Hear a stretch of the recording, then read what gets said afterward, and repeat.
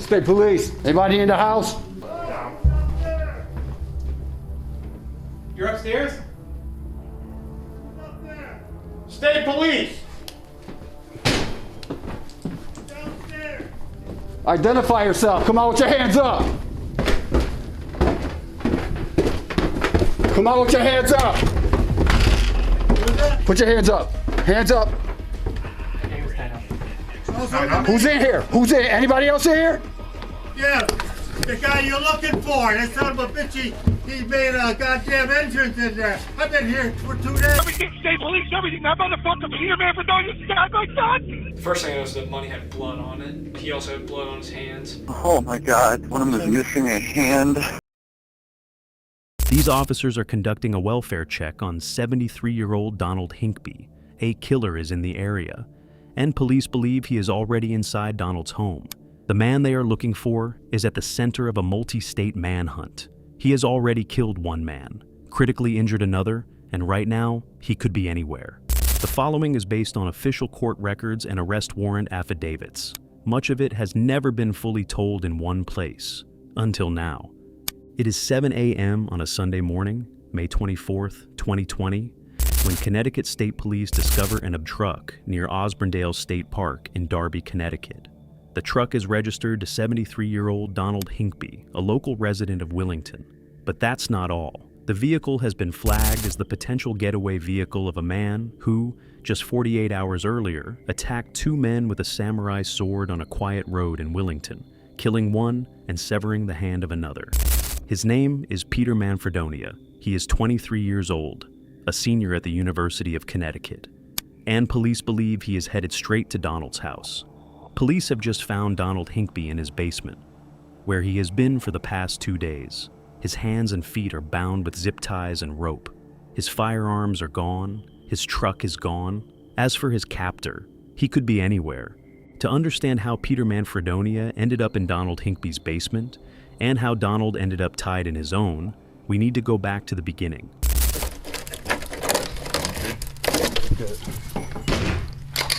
State police. Anybody in the house? You're upstairs? He's up there. State police! Downstairs. Identify yourself. Come out with your hands up. Come out with your hands up. Put your hands up. Hands up. Who's in here? Who's in? Anybody else in here? Yeah, the guy you're looking for. That son of a bitch, he made a goddamn entrance in there. I've been here for 2 days. He's not in here. Got it. I am so happy to see you guys. How'd you get Are you here? okay? Are you okay? Yeah. If you're in here, put your hands up if you're in here. Let them know that, Get my back. that this is a confirmed file 1. Put your hands up. Roger. If you're in here, come out. Donald. Donald. Donald. Where's your guns? Do you have guns in the safe? No, I got him upstairs. He took my goddamn Beretta, my fucking handgun. Got handguns. That son of a bitch. This is clear. I don't know what else he took up there. With a firearm stolen from this residence. He left about Advised through by. Yeah, he loaded up the pickup. I don't know what he took, but I don't know where he's going, but he's dangerous. Basement's clear. Basement's clear. Do you want to fucking knife? Document this. Yeah, Get get tied the up guy. before we cut him loose. Basement's clear. Excuse me. You come here, loose officer. Yep, we're doing Basement's clear. He's tied up down there. We gotta get the rest of the house just in case he's not here. He's here. Through by notified. Clear. Clear. House is clear. We got some scary shit right there, bro. So that motherfucker, you said he was here until this morning? Yeah, he's tied up downstairs, bro. He's tied up. He strike you at all? He hit you, anything like that? No? No, Just tied you up? Okay. He put the gun to the back of my head when I was sleeping. He says, don't turn around, I'll blow your fucking head off. I said, oh boy, what a way to wake up in the morning. What time was that? It was maybe 5:15. And that was today? No, that was Saturday morning. Saturday morning. I fell asleep in front of the TV. So where do you get the handgun from in here? Has he had it? No, I had it. I sleep with it, Yeah. especially with this joker running around. Yep. But I had it on the other bed. I was in the recliner. Okay. So what he did, he was barefoot. He Yep. walked around, he grabbed it. Yep. And that's what happened there. Okay. Sorry about that. I should have had it right there, you know. We're actually ecstatic to see you standing upright, so. He seemed like a fairly decent guy, but he goes off the handle. You Yeah. can't trust him. You Right. did capture him. He's under. No. He's still on the run. No, he's still on the run. Really? Yeah. You know, as long as nobody got hurt this trip, but down the road, you know, Right, somebody's right. going to get tripped. You, Right. know, Do a consent. you officers or whatever. Especially he's got my Beretta. That's the only gun he took that you know of? Yeah, because he had those goddamn knives because he kept on threatening me. He said, I still got those goddamn big knives. Okay. And he said, I got that gun too.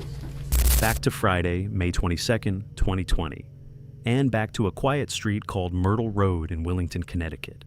Peter Manfredonia grew up in Newtown, Connecticut, the same Newtown forever marked by one of the most devastating school shootings in American history.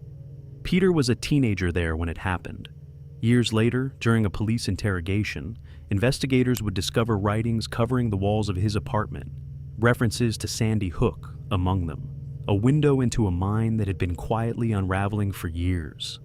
By the time 2020 arrived, Peter was a senior at UConn, a large, physically imposing young man standing 6'3".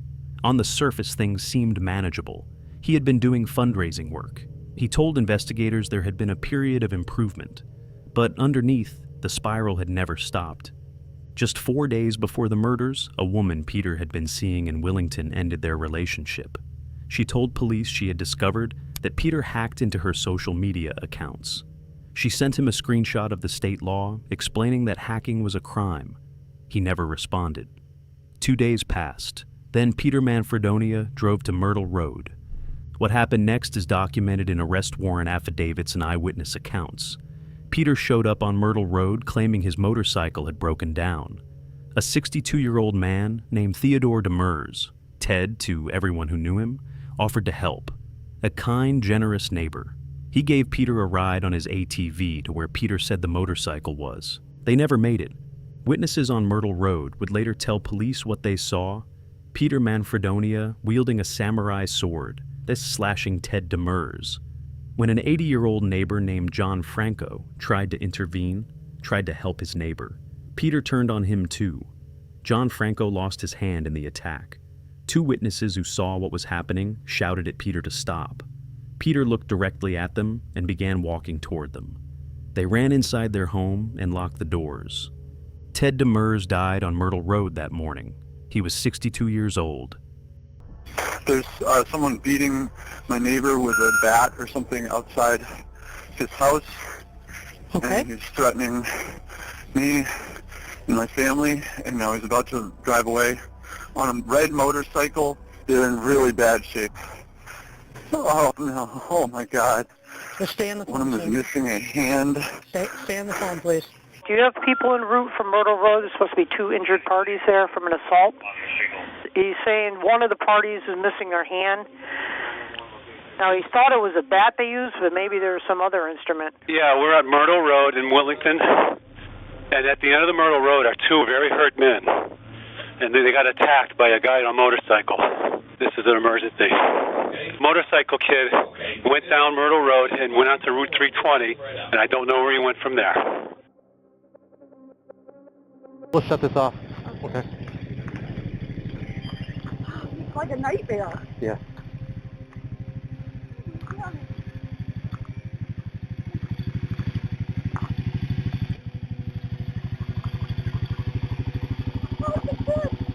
What's that? You just help this kid. Let me just... Yeah, we'll leave it running for now.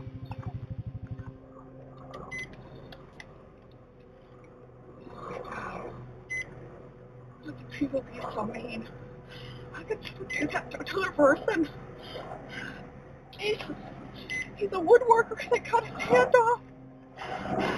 Peter Manfredonia ran. Peter Manfredonia was seen leaving the scene of a homicide and serious assault on Myrtle Road, Willington. He is wearing dark clothing and is considered armed and dangerous. If seen, do not approach. Call 911. Within hours, Manfredonia's face is on every news bulletin in Connecticut. Law enforcement from multiple agencies are on alert. Roadblocks go up, tips pour in. But Peter is already moving, and he has a plan. He breaks into a home on Turnpike Road in Willington. The homeowner is Donald Hinkby. Donald Hinkby is 73 years old. He lives alone. He sleeps with a handgun nearby, because with a dangerous man on the loose in his area, he isn't taking chances. What Donald doesn't know is that the man he is afraid of is already inside his home. It is Saturday morning, 5:15. Donald is asleep in his recliner, the TV still on. And then he feels it, cold metal pressed against the back of his head. A gun. Voice calm low says, "Don't turn around, I'll blow your head off." Donald does not move. Peter ties his hands, ties his feet, takes Donald's handgun, and leads him downstairs to the basement. For the next 2 days, Donald Hinkby sits in that basement, bound, unable to move, unable to call for help. While upstairs, his captor cooks meals in his kitchen, watches his television, and strips the house of everything useful. The man held Donald hostage told police afterward what those 2 days were like. At one point, after hours of silence, Donald tried carefully to start a conversation. He asked Peter what he was interested in. Peter mentioned motorcycles, and then the television news came on. A face appeared on the screen, a wanted poster. The suspect in the Willington homicide. Donald looked at the screen. He looked at the man in his home. He asked quietly, "Is your name really Peter?" The man said yes. Donald asked why he had told him his name was Rick. Peter said, "Just for the hell of it." Donald then asked if Peter wanted to talk about what happened. Peter said he could not believe he was capable of what he had done. His demeanor changed, and Donald, careful, deliberate, trying to stay alive, knew he had to choose his next words very carefully. By Sunday morning, Peter has taken Donald's white pickup truck and his firearms and left. Donald remains in the basement, still bound, until Connecticut State Police arrive for a welfare check and find him alive. Donald Hinkby is alive, but Peter Manfredonia is gone, and the white pickup truck registered to Donald is now the subject of a statewide alert. What no one yet knows is that Peter has already arrived at his next destination, Darby, Connecticut, the home of his childhood friend. Nicholas Eitzel was 23 years old. He grew up in Newtown, the same town as Peter. They had been friends since childhood. Nicholas now lived in Darby with his girlfriend, Shannon Spies, in an apartment on Roosevelt Drive. It is the early morning hours of Sunday, May 24th, 2020. Shannon is asleep when she hears Nicholas's voice from the living room, loud, urgent. He is saying, "Relax, calm down." Shannon calls out, "Is everything okay?" Nicholas's reply comes carefully, deliberately. "Peter Manfredonia is here. Call 911. Shannon does not get the chance. Peter Manfredonia shoots Nicholas Eitzel in the head. Then he walks to Shannon's room and tells her what he has done. He is armed, he demands her car keys, and he orders her to drive. What follows is more than 7 hours of horror. Shannon Spies, a young woman who just watched the man she loved be murdered in the next room, is forced behind the wheel of her own car. Peter sits in the back seat, armed. He directs her along back roads through Newtown, through towns they both know, places that, under any other circumstances, would have been familiar and ordinary. Shannon later described those hours in her victim impact statement. Between hearing the gruesome details that he felt like sharing and trying to be as nice as possible so that I could stay alive, I held my own funeral throughout that drive. Peter told Shannon that something had triggered him, and he snapped. He did not elaborate. Shannon kept driving, kept talking, kept herself alive. They eventually reached a truck stop near Columbia, New Jersey. Peter convinced a stranger to order him an Uber, and then, just like that, he was gone. He left Shannon Spies alone at that truck stop. She immediately told a bystander what had happened, that she had been kidnapped, that a man had been murdered in Connecticut. So this guy pulled up and asked me to call an Uber for him. And I knew what was going on with him. So I he's in the car, just girl, whatever. He called an Uber for him. He just took off in the Uber. What's the Uber's information? He just told me that he killed someone in Connecticut is on the run. Are you aware of the incident? Yes. Yeah. How are you aware of it? The girl that was at the truck stop today with the guy in her car, told 911 on the phone and told me what happened. Okay. And then the Uber came up, and the guy, handed me, when he handed me a $100 bill, the Uber ride was like $60, so I'll give you $100. First thing I noticed, the money had blood on it, and within the time we were waiting for the Uber, I noticed he also had blood on his hands. So by that point, I just figured the best thing to do was wait for the Uber, and then I was gonna ask the girl if everything was okay. And then he got into the Uber, and she was like this, like 1 second, like she was gonna tell me something once they left.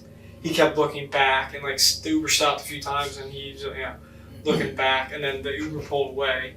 Then she pulled away like she was gonna leave, and I was like, wait.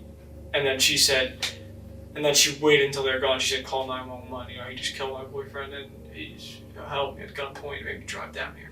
And she said he's at large for murder on the run or something like that, one for murder. The minute she got in the car, we called 911 and started driving away. Shannon Spies was alive, but Nicholas Eisel was not. And Peter Manfredonia was still running.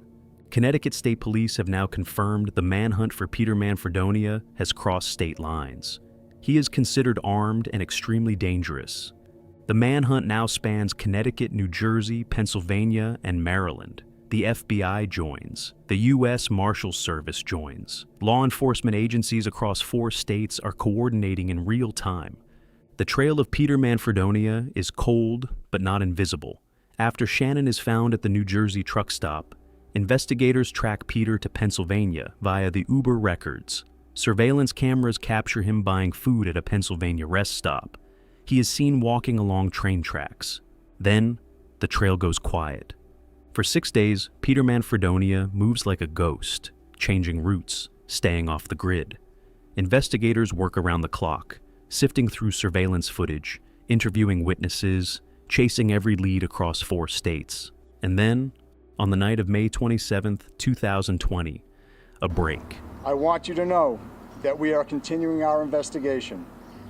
The one thing we are missing right now is you. An investigation that has led to East Stroudsburg, Pennsylvania, where Peter Manfredonia was last seen on Sunday. In this surveillance photo, you can see the 6'4", 240-pound, 23-year-old wearing a white t-shirt, dark-colored shorts, and carrying a black duffel bag. That duffel bag is said to be full of guns, stolen from a Willington home invasion. Connecticut State Police detectives are at a truck stop in Hagerstown, Maryland, acting on a tip.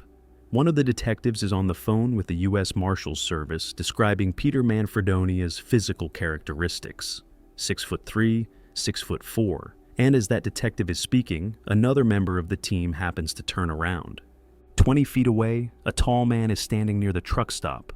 Red sneakers. Pennsylvania State Police had mentioned the red sneakers. The physical build matched. The detectives looked at each other. They moved in fast. Detective Zella and the team went over to Mr. Manfredonia with their guns drawn and told him to get on the ground. At that point, he went to the ground. He did not resist, and absolutely no force was used to effect the arrest. Peter Manfredonia was in handcuffs, without a single shot fired. In the interrogation room, investigators sit across from Peter Manfredonia. He is calm, measured. He answers some questions and deflects others. The detective, patient and methodical, begins building a picture. All right, so like I said, Mike Zella, Mike Grabowski. I'm a state trooper. Do you want to tell us what happened, Wellington? Not without the lawyer. Okay. All right. I want to, like I said, help you how I can, but not okay, no problem. Put like a risk to my family. I totally understand.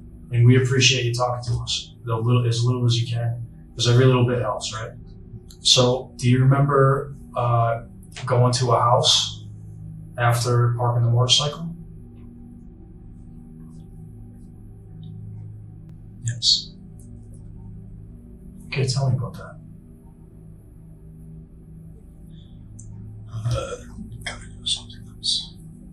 What's that? I gotta go with something else.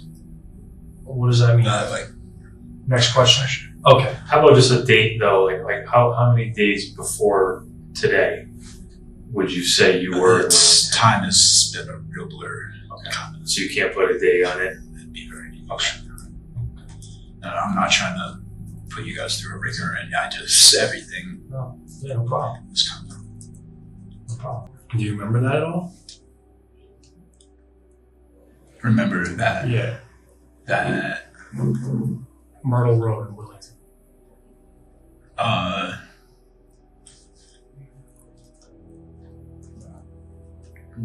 Very little. Right. It's not something I've been thinking about. Okay, I understand. Can you tell me a little bit about that when you were in Wellington?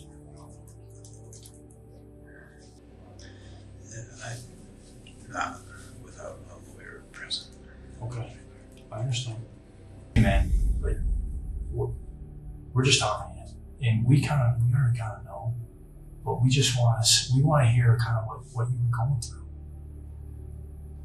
You know, so when we know how smart you are, we know that it's actually impressive. The engineering, and it's, you know, if you're going through some stuff, just tell us about it. I think that you want to tell us.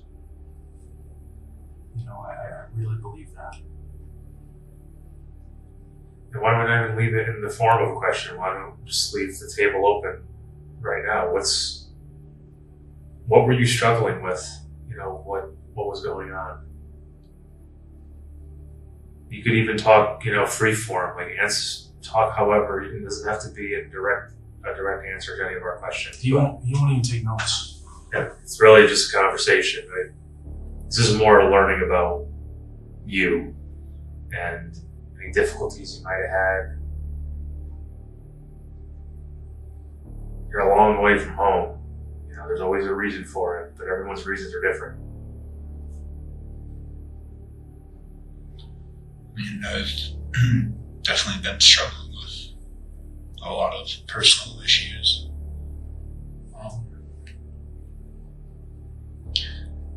Do you guys track phones? Why? Just out of curiosity. Why would you ask me a question like that? Seems like an odd question to ask. Just curious. I'm curious about a couple of things too.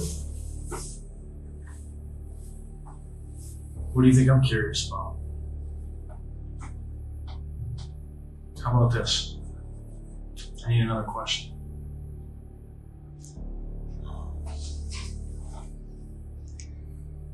Were some of the writings on your wall related to what was personal to you?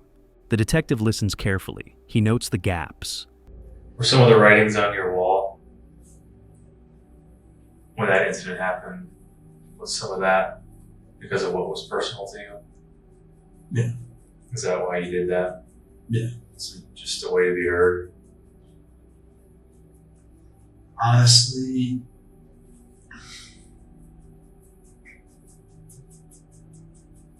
couldn't even tell you where my head was at for a period of that.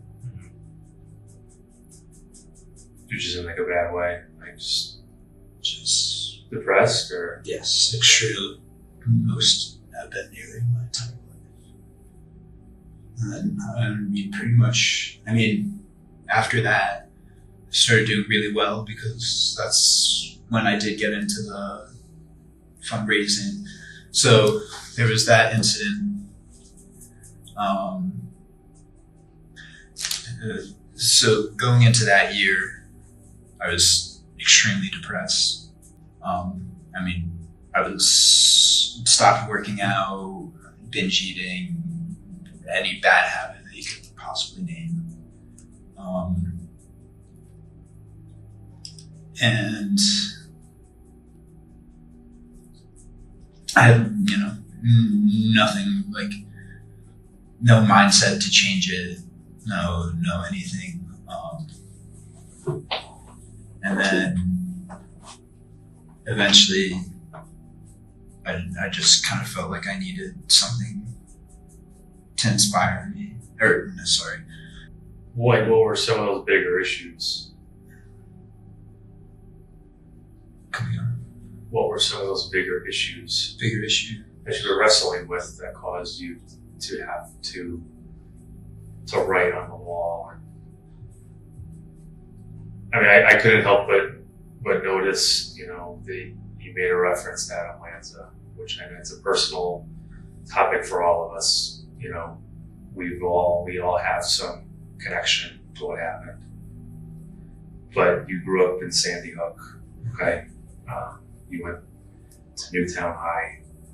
I can imagine there's some personal connection there. Like, was that something that bothered you? Yes. It was? Okay. Did that make you, I mean, so then what was the reason for connecting that with the, you know, on your wall? I mean, that, when I drew on the wall, it was pretty much just, I was in a manic state and kind of anything. I couldn't even remember half the things that were on it, if you ask me now. Would you compare that manic state that you were feeling then to maybe what you've been feeling the past few days? Is there any similarities there? Another question. If the reason why you can't remember why you wrote what you wrote on the wall, but you're comparing it and categorizing it as a manic state. Yeah, that's not like a diagnosis. I know you're not. I know it's not like a problem. I know you're not clinically diagnosing yourself. This is how I'm saying that's how you're describing it. It was like a colloquially, you know, right? But I can't help but compare in my own mind to the fact that you're having a hard time remembering what happened the past few days, as evidenced by a lot of the gaps in what you're telling us. So, are there any similarities? Yes, I would say there are definitely similarities. Okay. Do you have any understanding of what's going to happen now going forward? Were you told why you were arrested? Did you have some idea? Besides being told you have a warrant, we can explain them to you because you're going to be processed. You're going to be booked from here. Okay. The warrant, okay, is for murder, assault, home invasion, and kidnapping. That is a warrant from the state of Connecticut. All right, you're in the state of Maryland right now.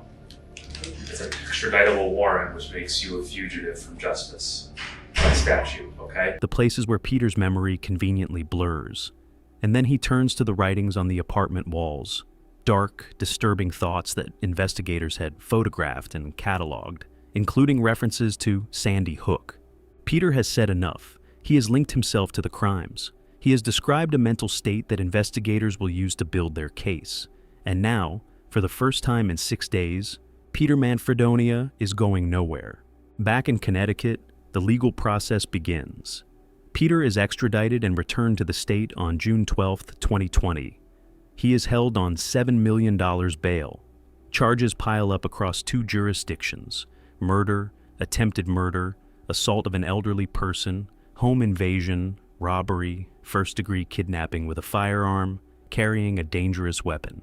In the months and years that follow, the cases move through the courts. Families sit through hearing after hearing. Nicholas Isley's mother, surrounded by family and victim advocates, breaks down in the courtroom as Peter is led in each time, her entire body shaking, taking deep, slow breaths. On February 16, 2023, nearly 3 years after the crimes, Peter Manfredonia appears in Milford Superior Court and pleads guilty.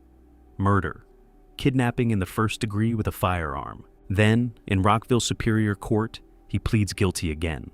Murder, first-degree assault, home invasion. A plea deal has been agreed upon by all parties, 55 years, 2 concurrent sentences of 55 years each. There are no words that can possibly atone for what I have done. Know that I am sorry nonetheless. You have done nothing to deserve the pain that I have caused. My actions were nothing short of irreprehensible. I do not expect forgiveness for my actions, and I will regret them every day for the rest of my life. There is no justice for this. There's none. There's just no justice. I just mean, what could you do, you know, to make anything just? This should never have happened. We extend our sincerest condolences to the family and friends of Theodore Demers and Nicholas Isley. May they rest in peace.